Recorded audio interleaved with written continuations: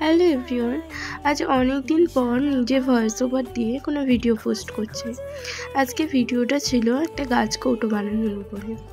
গাছ কৌটোটা বানাতে দিয়েছিল আমার কলেজের একজন ম্যাম, তার বিয়ে উপলক্ষে।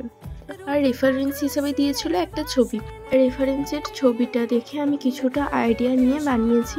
তো রেফারেন্সের ছবিটা কোন প্রোফাইল থেকে পোস্ট করা হয়েছিল সেটা আসলে আমি জানি না। যদি কেউ জেনে থাকে তাহলে তার প্রোফাইলের লিঙ্কটা আমাকে ইনবক্স করতে পারেন।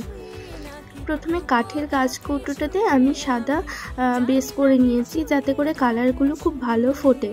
যদি কাঠের গাছ কৌটোটার উপরেই আমি রং ছাপাতে শুরু করে দিতাম তাহলে কালারগুলোর ভিজিবিলিটি এত ভালো আসতো না। ম্যাক্সিমাম গাছ কৌটো রেডের ওপরে হতে দেখেছি, তো তাই জন্য ভাবলাম যে এটাকে একটু মেরুন করা যেতে পারে। আর মেরুন কালারটাও বেশ ভালো লাগছিল।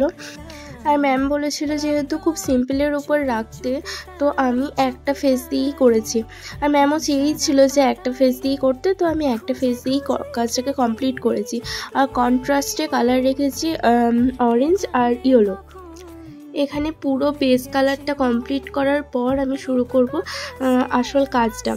তো ফেস আঁকাটা আমি আর এতটা ডিটেলিংয়ে দেখাইনি, কারণ আমার মনে হয়েছে এটা ক্যামেরা অফ করে করলে ফেসটা আসলে সুন্দর হবে, তো আমি তাই করেছি। আর অফ ক্যামেরাতেই আমি কাজটা দুবার চেঞ্জ করেছি।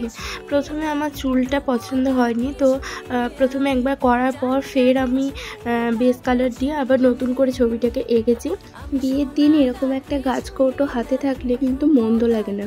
এখন মানুষজন হাতে বানানো জিনিসের প্রতি খুবই আগ্রহী। বিয়েতে দেখেছি এখন অনেকেই গাছ কৌটো, পান পাতা, কুলো, পিঁড়ি এগুলো অর্ডার করতেই থাকে। তো ভালো লাগে, দেখতেও খুব সুন্দর লাগে। দেখো এখানে আমার ছবিটা মোটামুটি কমপ্লিট হয়ে গেছে। মানে পুরো গাছ কৌটোতেই যত নকশা ছিল, যত কলকার কাজ ছিল, সবটাই আমার কমপ্লিট হয়ে গেছে। এরপর যেটা কাজ হলো সেটা হলো ভার্নিশিং করা, যেটা সব থেকে ইম্পর্টেন্ট। তুমি যত ভালোই কাজ করো না কেন, যদি ভার্নিশ ঠিকঠাক না হয় তাহলে কাজটা বেশি দিন টিকবে না, একটু খোঁচা লাগলে রং উঠে যাবে। তো মেইন যেটা কাজ করার পর তোমরা অবশ্যই ভার্নিশ করে নেবে। ভার্নিশ করলে জিনিসটা টেকসই অনেক বেশি হবে, আর টেক্সচারটাও খুব ভালো আসবে, একটা গ্লসি লুক আসবে। এখানে আমি এশিয়ান পেইন্টের টাচউড ভার্নিশটা ইউজ করেছি।